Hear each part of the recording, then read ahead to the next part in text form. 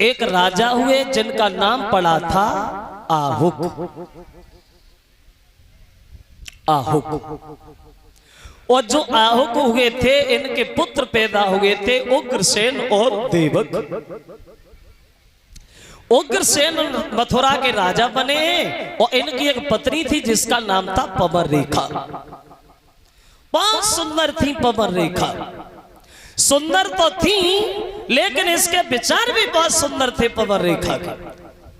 सुंदर होने के साथ साथ विचार भी सुंदर। वैसे सुंदर आदमी में विचार उसके सुंदर नहीं होते। जो ज्यादा सुंदर होता है उसके विचार अक्सर ज्यादा सुंदर नहीं होते, हमेशा गलत ही होते। तो ये पवन रेखा सुंदर बात थी, लेकिन सुंदर होने के बाद में भी इसके विचार सुंदर। और इसका एक नियम था पवन रेखा का। क्या नियम था? जब यह पवन रेखा सुबह को जगती थी तो सबसे पहले अपने पति के दर्शन करती थी और पति के पैर छूती थी, तब घर का कोई दूसरा काम करती थी। सबसे पहले पैर छूना, उसके बाद घर में जो भी काम है उसे देखना। क्षमा चाहेंगे इतनी भीड़ में जो हमारी माताएं बहनें बैठी हैं, अगर हम ये सवाल करें इन लोगों में ऐसी कौन सी स्त्री है जो रोजाना सुबह को उठ के अपने पति के पैर छूती है?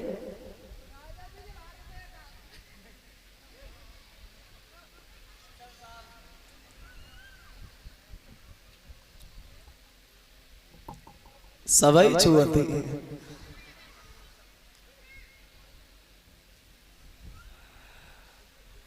अब तो पति के पैर छूने का किसी के पास टाइम नहीं है, जो किसी के पास इतना वक्त नहीं है जो पति के पैर छुए जाए। इधर यही नहीं पता चलता कि सूर्य मोदे नाय मोदेता से पहले ही सोए गए। और सवेरे 6 दांव जगाओ तब तक की आंखें खुलती है। वो आंखें खुली जाए तो पति के पैर का नसीब में भाजे शीशा उठाते सोतम बिंदिया तरह चली गई जा रहा है। फर्क आ गया है, अंतर आ गया है। पहले की पत्नियां जो हुआ करती थी, एक कवि ये कहता है ये अपने पति को बहुत चाहती थी, बहुत मानती थी, मतलब थी पहले भूतकाल में, अब नहीं है। और ऐसा नहीं है कि आजकल ना मानती हो औरत अपने पति को, मानती तो है लेकिन अब मानती है थोड़े समय तक, गिने चुने दिन तक। बोले कब तक के, बोले तब तक के, जब तक के। आज की स्त्री को 2 चीजें दिखाई देती रहती हैं तब तो बहुत मानती। 2 चीज कौन सी? एक शरीर में ताकत और जेब में पैसा। तब तक बिना मांगे रोटी तैयार, बिना मांगे पानी तैयार। कब तक है? जब तक जेब थोड़ी उचकी सी रहती है तब तक है। एक कवि कहता है अरे नारी प्रेम जब लो मान,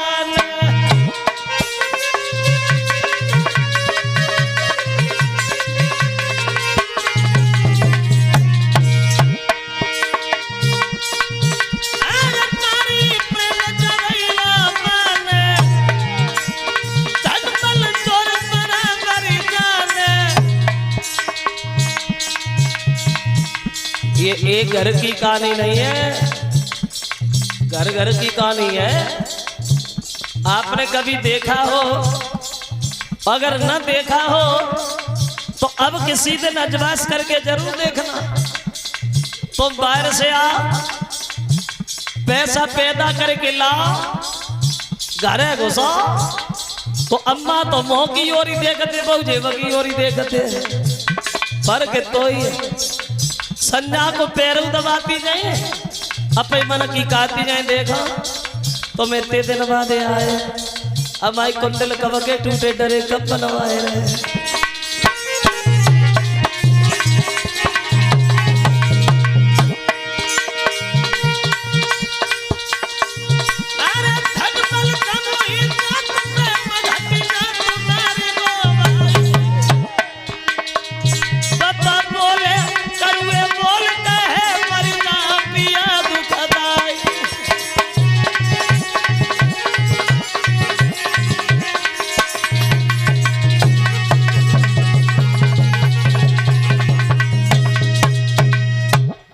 इसका नियम था पैर छूना।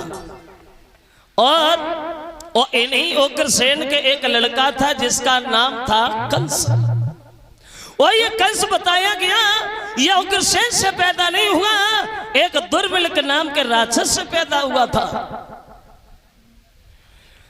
और इस बात के दो प्रमाण मिलते हैं श्रोता बंधु। एक विद्वान ये कहता है कि ये कंस उग्रसेन से नहीं दुर्मिलिक से पैदा हुआ था। दूसरा विद्वान ये कहता है कि ये दुर्मिलिक से नहीं